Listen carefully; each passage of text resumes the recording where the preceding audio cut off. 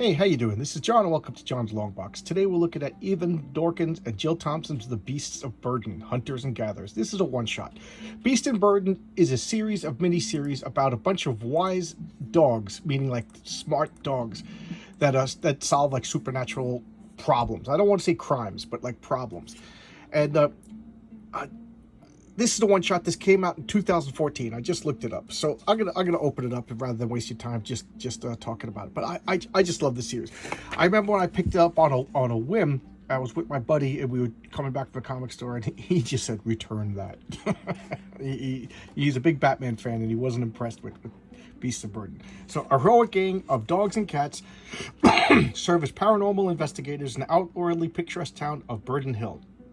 Unknown to most of the human residents, Burden Hill is plagued by sinister forces that these shaggy sleuths have been charged with fighting. So all the dogs in town, and there's a bunch of characters, and it spans over time. My favorite one is Occupied Territory. It's set in World War II Japan, where the wise dogs deal with like yokai and stuff like that. So, there's, characters come and go. So all these dogs, they gathered at the cemetery, and they're having like some sort of like session, talking about everything that's going on.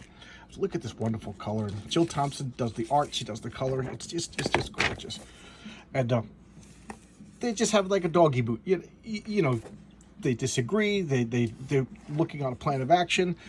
They're talking about one of the people that they miss. And these dogs also have like longer lifespans. Wouldn't that be nice if your dog had a longer lifespan? And here's where the actual story starts. This dog's doing his business out here in the field when he hears something. Look at that. And calm down, Rex, just calm down. He's like, I feel like a piece of cheese in a mousetrap. So the cat's telling him, something's coming, you're the bait, just hang out, we'll deal with it, And when I say wise dogs, there's also cats that are in on it, stuff like that, and some other animals. So I don't know what this is supposed to be, but something's happening. Oh God, he's getting scared.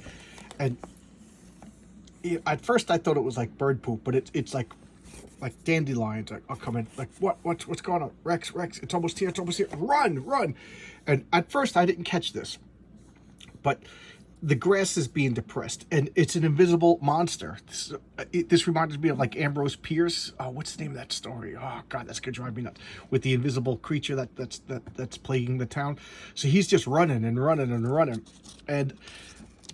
like I said, it's like Scooby-Doo, but it's upped a little bit. Look, the squirrels are getting out of the way of the monster, and one of them just gets stepped on. Poor little squirrel. I love squirrels. My wife feeds the squirrel. She like hand feeds the squirrels. She gets real quiet and real low, and they'll come.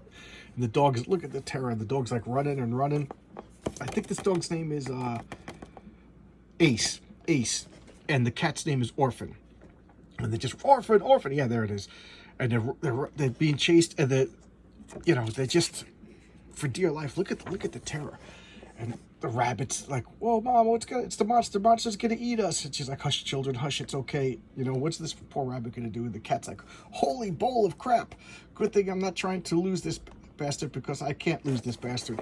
Oh, thank heaven. Oh, Ace, help." And the Ace is like the hero dog. "Okay, let's go. All right, it's just you and me." And I can't seem to turn the page.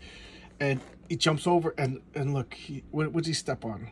Oh, he trips and he falls, and the monster just smashes through the stone fence, and he's freaking out. Oh no! And now you can see the monster. Oh hell! Look at this. This is not going according to plan. Look, it looks like a freaky alligator thing.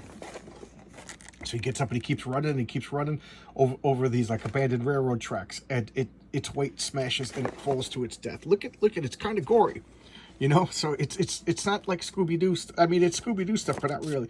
And then the crows come, and one of the crows says, "I'm going to take its eye." And look at it. Get away. And they take the eye. Miserable scavengers. What's the big deal? Who cares if the pickers want to have a party? I wanted that eye.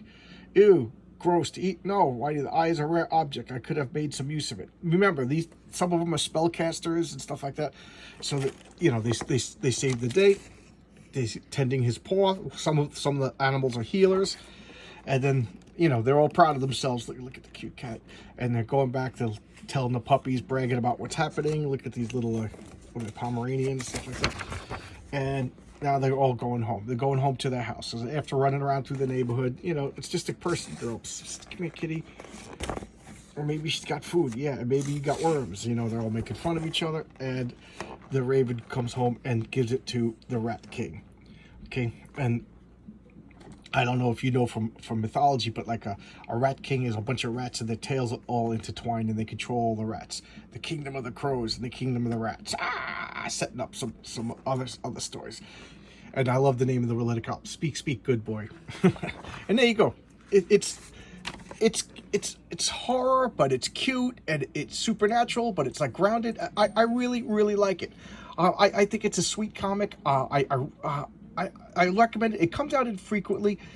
You could just pick up like any story and get what's going on. You don't have to get it in order and stuff like that. It's very episodic. It'll fill you in. I could rave about this. And I don't think it's getting the attention that it deserves. Again, I don't know if it's the animal subject or people think it's for children, but I think children could read it. But I say this a lot, and I haven't said it in a long time. I'm a big fan of all ages. I'm a big fan of all ages literature, and all ages doesn't just mean like dummy down. Like I have to remind people, The Hobbit was all ages.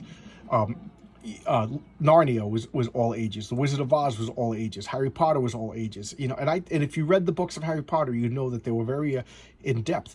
They talked about a lot of things, and I thought that they taught children about like political intrigue, the media. You know, if you read the Harry Potter books as opposed to watch the movies, my wife loves the movies. I got no problems with the movies, but the books are so much deeper. But anyway, I'm rambling because I'm talking about my love of all ages stuff.